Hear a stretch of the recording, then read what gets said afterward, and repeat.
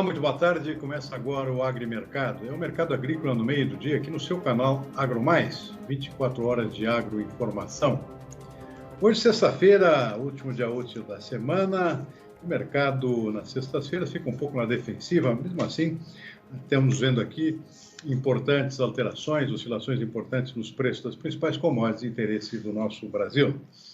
Mas vamos começar o nosso programa de hoje com o comportamento do mercado financeiro. O dólar subindo nesse início de tarde, 0,6%. Cotação da moeda americana em R$ 5,71 nesse momento. Frustrando aqui a expectativa da Comitê de Política Monetária do Banco Central, que adotou aqui uma política nova de aumento da taxa básica de juros, justamente com o objetivo de sustar a alta da inflação via câmbio, principalmente, que é um dos principais agentes inflacionários, com o dólar subindo, mas não está surtindo muito efeito, pelo que se vê aqui. O dólar voltou a subir de forma bastante acentuada. Se esperava que caísse abaixo dos 5,50, chegou a ensaiar uma queda nessa direção, mas acabou voltando para faixas superiores, como a gente está vendo nesta sexta-feira. Índice Bovespa na B3 com alta, 1 ponto percentual nesse início de tarde.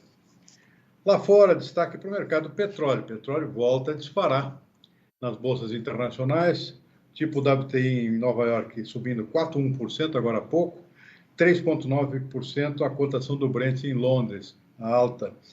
O mercado voltando à faixa dos 60 a 64 dólares, dependendo da bolsa que se toma como referência, voltando a refletir a preocupação com o escoamento de petróleo do Oriente Médio pelo Canal do Suez. O Canal do Suez continua ainda bloqueado, parcialmente pelo menos, por aquele navio gigantesco de 400 metros lá, que com um navio de containers que está atolado lá, encalhado no Canal do Suez, interrompendo a navegação dos petroleiros, por exemplo, que tem ali sua principal saída para o resto do mundo, petróleo do Oriente Médio.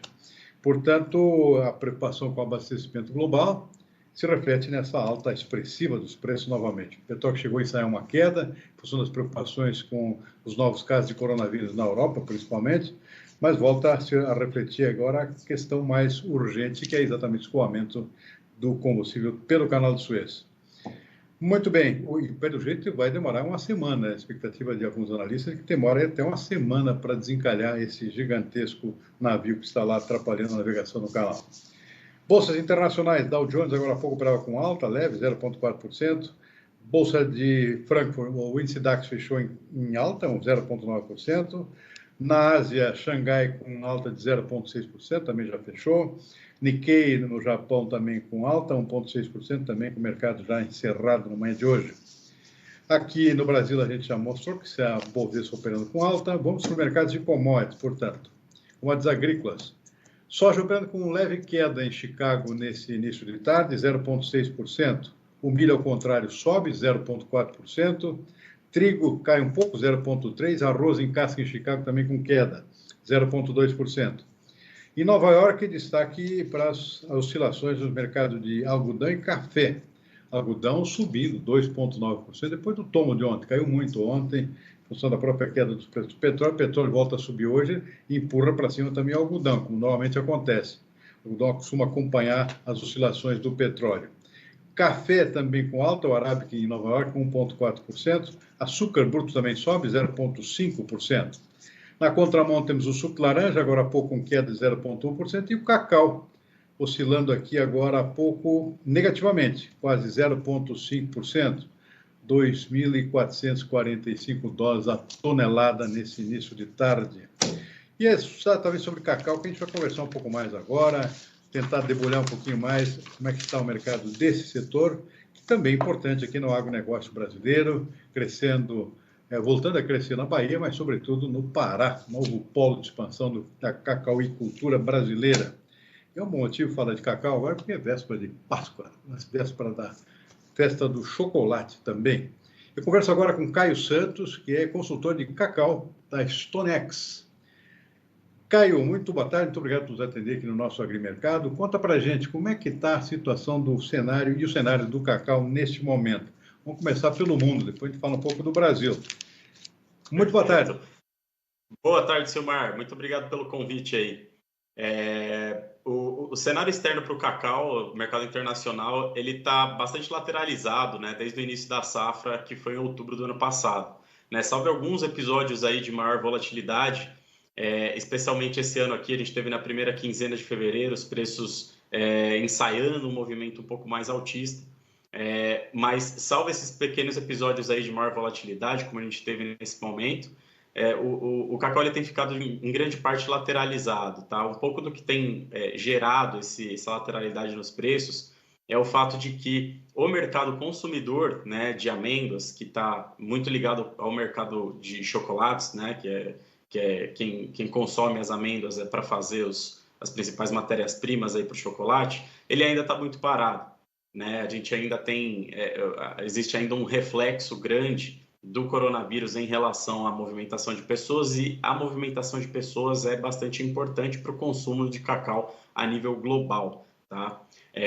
Um segundo fator aí que também tende a pressionar um pouco o consumo é a elasticidade de renda, vamos dizer assim, né, do consumo de chocolate. Né, com o nível de desemprego maior, com o nível de renda, né, baixando, as pessoas tendem a consumir menos chocolate e isso acaba impactando na demanda por amêndoa. Tá? Então, de certa forma, a gente tem visto o mercado numa lateralidade, porque o próprio mercado físico ele está bastante parado. As ocasiões em que a gente viu o mercado tentando subir, como na primeira quinzena de fevereiro, elas vêm bastante associadas aí veio bastante associada a um otimismo maior em relação a programas de vacinação, em relação à superação da pandemia, e muito da volatilidade, né, no curto prazo aí que a gente ainda imagina ver para o cacau vai estar relacionada a isso, tá? Até o final da safra, né, a expectativa nossa é que a gente termine o ano com um superávit, tá? Um superávit relativamente grande, o nosso número é de 140 mil toneladas de superávit no final do ciclo, que é em setembro, e naturalmente, com um superávit aí expressivo, o viés pro ano ele ainda deve ser majoritariamente mais baixista, tá? Se a gente não tiver aí um ambiente externo que favoreça a alta, ou se a gente não tiver aí, né, uma recuperação do consumo muito expressiva, a gente deve ver ao longo do ano o cacau trabalhando numa trajetória um pouco mais baixista, tá? Muito bem. Caio, vamos situar um pouquinho a questão da produção de cacau. Continua bastante concentrada aí no oeste africano, né? Que é o caso da Costa do Marfim e Gana, né? São os grandes produtores. Tem surgido algum polo novo que possa ser qualificado aqui como promissor em termos de expansão? Por exemplo, lá na Ásia nós temos também alguns polos de cacau, lá no Sudeste Asiático, né? Perfeito. O Sudeste Asiático ele já teve uma representatividade um pouco maior, vamos dizer assim, né? O Brasil lá nos anos 80, quando quebrou, ele passou o bastão para o Sudeste Asiático, né? E o Sudeste Asiático, na sequência, passou o bastão para o Oeste da África, né? Então, no Sudeste Asiático, o cacau ele acabou perdendo bastante área para a palma, né? A palma que vem crescendo bastante aí a produção, especialmente puxada lá pela Malásia, Indonésia e por aí vai, né? O cacau ele acabou que dentro do ciclo dele, né, que dura aí mais ou menos uns 25, 30 anos, que uma árvore ela fica, né, dando uma produtividade legal aí para você explorar ela de uma forma comercial. Quando fechou esse ciclo, o pessoal substituiu as árvores por palma, né? Então houve essa transição aí da Ásia para a África. Hoje eu destacaria para você, Silmara, a região ainda com maior potencial, eu acho, de ganhar espaço no mercado e tirar um pouco da África é a própria América Latina, tá? A gente vê o Equador aí crescendo produção ano a ano, né? Esse ano eles devem estar mirando aí algo próximo das 350 mil toneladas. E o próprio Brasil tem bastante capacidade também de aumentar a sua produção, né? A gente projeta aí para o Brasil mais ou menos 170 mil toneladas de produção, mas o Brasil tem total condição de se reestabelecer ali ao redor das 200 mil, e num longo prazo, né, com um ambiente doméstico aqui favorável, a gente tem condição de, inclusive, ampliar acima disso. Uhum. O Pará já superou a Bahia em termos de volume de produção, né? O Pará ainda não. O Pará ele tem uma produtividade bem melhor do que a Bahia, tá? A produtividade no Pará, pela forma como o cacau cultivado no Pará, você acaba atingindo um nível de produtividade maior. Mas a Bahia ainda ganha, ainda fica à frente do Pará em termos de produção. Uhum. Como é que nós estamos agora, nesse momento, em termos de estágio de produção do cacau aqui no Brasil? Como é que é a distribuição do ciclo do cacau ao longo do ano? O cacau ele é uma cultura bastante perene, tá? De certa forma você colhe o ano inteiro, mas existem momentos do ano em que você colhe mais. E a gente está para entrar no momento do ano que aumenta bastante o volume, tá? Que é a partir de maio, né? Mais especificamente se for botar um mês aí, a partir de maio, tá? Mas agora em abril já deve gradualmente ir acelerando. No estágio que a gente está atualmente, a gente está com uma produtividade aí, eu diria quase uns 35, 40% abaixo do que a gente produziu no ano passado, tá? Muito por conta intempéries climáticas que não favoreceram tanto a produtividade, especialmente no ano passado. A gente teve, né, no Brasil inteiro aí um ano bastante seco, né? E o momento que a gente está atual, a safra principal, que é para o mundo, a safra principal, né, que começa ali a contar a partir de outubro, para nós é um período que a gente tira menos cacau mesmo, só que estamos tirando menos do que o normal, tá? A expectativa para o temporão, que é onde a gente tira mais produto, ela é melhor do que esses últimos meses, porque de dezembro até agora, né, especialmente dezembro e janeiro, a precipitação foi melhor, o clima foi um pouco melhor do que nos meses anteriores. Então, para o temporão, a gente deve ter uma produtividade um pouco melhor, mas para esse ano aqui a gente imagina uma ligeira queda na produção em relação ao ano passado. A gente projeta para esse ano aqui cerca de 170 mil toneladas.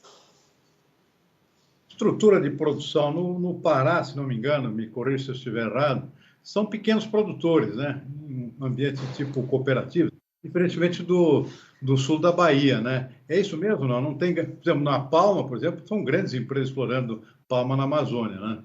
Palma de óleo. No caso do cacau, parece que é o contrário, né? Olha, Silmar, o que eu diria para você é que o cacau, em relação a outras commodities, ele é sim bem mais pulverizado, tá? Você tem mais pequenos produtores, por assim dizer, né? Quando você compara, por exemplo, com a palma, ou nem para nem dizer aqui de grãos ou açúcar, né? Esses outros mercados eles são muito mais concentrados. Mas eu acho que tanto no Pará quanto na Bahia, acho que a grande diferença é que no Pará você tem mecanismos ali de produção que te favorecem uma produtividade maior, né? Você divide a área ali com outras culturas e você acaba conseguindo uma produtividade ali pelo tamanho da área, até mesmo às vezes pela árvore, né? De mais amêndoas. Na Bahia, o estilo de produção é aquele chamado cabruca, né? Que de certa forma, um sistema agroflorestal, né? Que você tem ali uma reserva, né? Que existem árvores de cacau ali no meio. No Pará, normalmente já se mistura árvores de cacau com bananeira, mamão e por aí vai. Então, no Pará, é por isso que a gente consegue níveis de produtividade aí um pouco melhor. Muito bem. Para finalizar, Caio, como é que está o cenário de preços e rentabilidade para o produtor brasileiro para esse ano? Está positivo? O câmbio está ajudando, né? O câmbio está ajudando, em termos de cenário de preços, né? A gente está com diferenciais bastante fortalecidos agora, tá? Se for pegar no mundo aí, acho que no Brasil é onde a gente está com os diferenciais mais fortalecidos, muito por conta dessa safra nossa que não tem sido boa, né? Especialmente nessa safra que chama-se safra principal, mas no nosso caso a gente produz menos, mas não está entrando muito. Então a gente está com diferenciais bastante elevados, isso tem sido bastante bom nesse momento para o produtor. Mas não é legal ter preço alto e não ter produto, né? Então, assim, precisa melhorar um pouco a produtividade mesmo nessa safra intermediária aí, para a gente ter, né, um cenário melhor aí para o produtor. Em termos de rentabilidade, eu colocaria aí entre 2.000 a 2.500 reais aí, mais ou menos, por mês por hectare, tá? Para um produtor aí esse ano. Isso é bom? É bom, é bom, é bom. Eu acho que existe um potencial interessante aí para o Brasil, tá? Puxando um pouco na pergunta anterior, até você falou onde fica o maior potencial. O Brasil ele é o maior consumidor, né, da América Latina e a gente é um produtor bastante relevante, né? Apesar de produzir só 200 mil toneladas, né? E você compara com a Costa do Marfim, que produz quase 2 milhões, você fala, nossa, o Brasil é muito pequeno. Mas não, na verdade a gente é o sexto maior produtor do mundo, a gente tem um consumo que é bastante expressivo e a gente ainda é deficitário, né? A gente moe cerca de 250 mil toneladas no ano, e produz aí mais ou menos 200, esse ano estamos produzindo inclusive menos. Né? Então, eu acho que existe um potencial interessante para o produtor de cacau aqui no Brasil. Vai ter espaço, eu acho que a remuneração ela tende a melhorar, porque de fato a gente é um mercado importante aqui para o Brasil e a gente depende muito de mercados lá fora, né? Basta comentar aí, por exemplo, um pouco da LID, né, que Gana e Costa do Marfim estão tentando implementar. Eu acho que talvez o timing, não tem nem como culpá-los, né, mas acho que talvez o timing de ter implementado em outubro do ano passado não veio a calhar por conta da pandemia, né, juntou um prêmio que deixou o cacau mais caro com um cenário de demanda mais enfraquecida. Os produtores por lá estão sofrendo bastante com isso, né, as compras já tinham baixado, né, por conta aí da pandemia, com o prêmio ainda tem muito pouca gente querendo comprar, né? Mas esse tipo de mecanismo de mercado eu acho que só abre espaço para países como o Brasil, para países como o Equador crescer em produção e começar a tornar a América Latina aí cada vez mais autossuficiente. Esse potencial de expansão no Brasil você vê aonde? Seria mais no Pará, né? Especialmente no Pará, sim. É onde tem mais área disponível, né? E eu acho que é onde dá para fazer melhor essa interlocução com outras culturas que geram ganho de produtividade. Perfeito. Conversei com o Caio Santos, ele é consultor de cacau, do mercado de cacau da StoneX. Ô, Caio, muitíssimo obrigado pela participação aqui no nosso programa. Volte mais vezes. É um assunto sempre extremamente importante falar de cacau. E é um produto que a gente precisa crescer, tem muito espaço para crescer, na medida que o Brasil continua sendo também um importador de cacau para suprir todas as suas necessidades. Caio, muito obrigado, um bom final de semana, até uma próxima.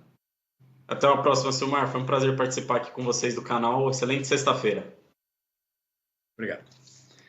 Muito bem, vamos em frente com o nosso agrimercado. Hora de dar uma conferida rápida aqui nos nossos indicadores de mercado físico. Preço aqui dentro do país, começando pela soja. Vamos dar uma olhada no nosso quadrinho.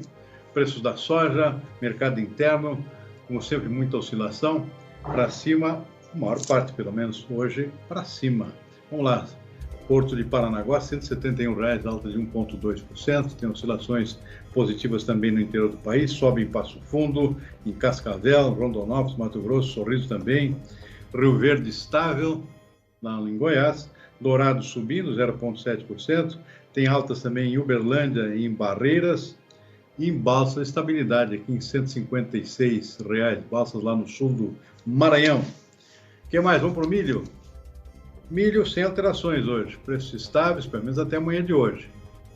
No Porto de Paranaguá, 76, Campinas, que é preço CIF, 96,50. Rio Grande do Sul subiu muito ontem, hoje deu uma estabilizada, R$ 93,00, é um preço caríssimo para o criador de suínos e aves do Rio Grande do Sul. Lá não tem segunda safra, a escassez de milho é mais aguda e os preços, obviamente, mais altos. Daqui a pouquinho a gente tem mais cotação do mercado físico. Vamos em frente, tem notícia fresquinha aqui. E uma notícia boa, apesar de muito atrasada aqui, finalmente a aprovação do orçamento para 2021 no Congresso, finalmente agora saindo do forno. Vamos ver a notícia. A lei orçamentária prevê que a União terá em receitas 4,324 bilhões de reais e o mesmo valor para despesas. O déficit primário previsto é de 247 bilhões. De última hora, os parlamentares aumentaram em 26 bilhões de reais os recursos para emendas que eles mesmos têm direito. E também um generoso aumento para os militares. Mas para isso foi preciso tirar esse dinheiro de algum lugar. O maior corte foi no Fundo de Amparo ao Trabalhador. Isso significa menos dinheiro para o seguro-desemprego e abono salarial. Foi tirado dinheiro também da Previdência e do Censo Demográfico. A saúde ficará com 125 bilhões e a educação com 124 bi. O texto segue agora para a sanção do presidente Jair Bolsonaro. E está na hora da sanção do projeto do FIAGRO, cria o FIAGRO, Fundo de Investimento nas Cadeias Agroindustriais. Isso vai trazer dinheiro novo aqui para a agricultura brasileira e tornar o agricultor menos dependente de recursos do governo. É o FIAGRO. O FIAGRO foi aprovado no início do mês de março no Congresso e está esperando a sanção do presidente Jair Bolsonaro, que tem prazo curto agora, só até domingo para sancionar, com ou sem vetos. É isso que se espera. Caso não seja assinado pelo chefe do executivo, o texto é aprovado automaticamente e publicado pelo próprio presidente da República ou do Senado. O FIAGRO vai permitir que investidores nacionais e estrangeiros direcionem recursos ao setor através de aplicações em ativos financeiros ou aquisição de fazendas. Enquanto o Planalto não se manifesta, o setor agropecuário brasileiro está receoso quanto aos vetos presidenciais. Vamos dar mais uma conferida no nosso mercado físico, hora de conferir o mercado do boi gordo. Vamos ver os preços do boi gordo aqui no interior do país, poucas oscilações. Estou vendo aqui Marabá no Pará com alta, 0,4%, R$ 285,00 arroba. Elevação também em Araçatuba, no Oeste Paulista, R$ 316,00, mais 0,3%. Demais praças sem alterações, mas como se vê aí, preços seguem lá em cima, sem muita sinalização de queda. O mercado extremamente aquecido por falta de oferta de boi gordo. Vamos para o café. Preços do mercado físico do café. Tem preços estáveis no sul de Minas, o Arábica 715, Cerrado Mineiro 720, também não alterou. Na zona da Mata Mineira temos uma valorização aqui de 1 ponto percentual. O Conilon em Vitória do Espírito Santo sobe também para 435, mais 1,2%. No Oeste Paulista, o Arábica está estável aqui em R$ 700,00 por saca de 60 quilos, pelo menos na manhã de hoje. O que mais? Temos o arroz também. Preços do arroz em casca com alta, 0,3% no Rio Grande do Sul. Santa Maria, por exemplo, 86,70, saca de 50 quilos. Tem alta aqui de 0,4% também em Turvo, em Santa Catarina. Arroz em casca também com valorização. O que mais nós temos? Temos o algodão também. O algodão aqui temos 3 praças que a gente acompanha. O algodão em queda na manhã de hoje, refletindo a queda da Bolsa ontem, né? 157,55 arroba lá em Barreiras, no oeste baiano. Muito bem, vamos em frente. Eu ainda tenho aqui cotação do farelo de soja, surpreendendo, preço caindo, 7,4%, R$ 2.500 a tonelada lá em Ponta Grossa, no Paraná. Isso é uma boa surpresa aqui, baixando um pouco o custo do criador de aves suínos e amenizando um pouco os preços altíssimos do milho. Milho e farelo de soja são os dois componentes básicos da ração animal. O que mais? Olha, ontem à noite eu conversei com o ex-ministro da Agricultura, Francisco Turra, que também é presidente do Conselho da ABPA, Associação Brasileira de Proteína Animal, falando sobre a escassez de milho e soluções que estão sendo buscadas aqui de evitar esse tipo de dependência, especialmente nos estados do sul do país, como é o caso do Rio Grande do Sul, que, mesmo em condições normais, não produz milho suficiente para atender seu parque importantíssimo de criação de aves e de suínas. E o Estado está procurando alternativas diferentes, estruturais. Vamos ver o que diz o ex-ministro sobre essa novidade. Na verdade, esse trabalho que estamos fazendo, e ele não tem dono nem líder, porque é uma coisa tão óbvia que não há necessidade disso tudo. Mas veja você, está faltando milho, Rio Grande do Sul, Santa Catarina, e não temos assim nenhuma condição de a gente se abastecer no Paraná como acontecia, porque lá também ele está relativamente escasso, não como aqui. Normalmente, numa safra boa, regular, nossa e Santa Catarina, nós teríamos uma dependência ainda de 4 milhões de toneladas, até 5 milhões. Esse ano houve uma quebra em Santa Catarina e aqui também, está definida a safra. Trazer do Centro-Oeste, logística impossível pelo custo do frete. Trazer do Paraguai, a limite. Vem, ainda chega um pouco aqui. Da Argentina, idem. Mas dos Estados Unidos, pelo problema da transgenia, seria muito complicado, porque há variedades que não estão aprovadas aqui. E surgiu uma coisa que é já discutida há muito tempo, mas só que havia menos interesse das agroindústrias de comprar, que é as culturas de inverno. Eu acho que a Embrapa desenhou um projeto lindíssimo há tempo, tentou ofertar um pacote tecnológico, Mas não houve muito entusiasmo porque não havia quem comprasse, porque uma coisa é você produzir trigo, quanto mais está bem, nós somos dependentes, mas triticale, por exemplo, também nós tivéssemos que comprar cevada, centeio, aveia, não teríamos aí disponibilidade, nem havia interesse. Faltando milho, as agroindústrias já estão dispostas a substituir ou pelo menos adicionar. E a Embrapa Suínos e Aves, que está junto no projeto, está identificando que a conversibilidade alimentar é quase igual, ou pouco menor, de alguns produtos. Por exemplo, há um triguilho, às vezes, que a safra não foi boa. Não estamos tirando o trigo para o pão, jamais. Mas um triguilho que não serve, ração animal é ótimo.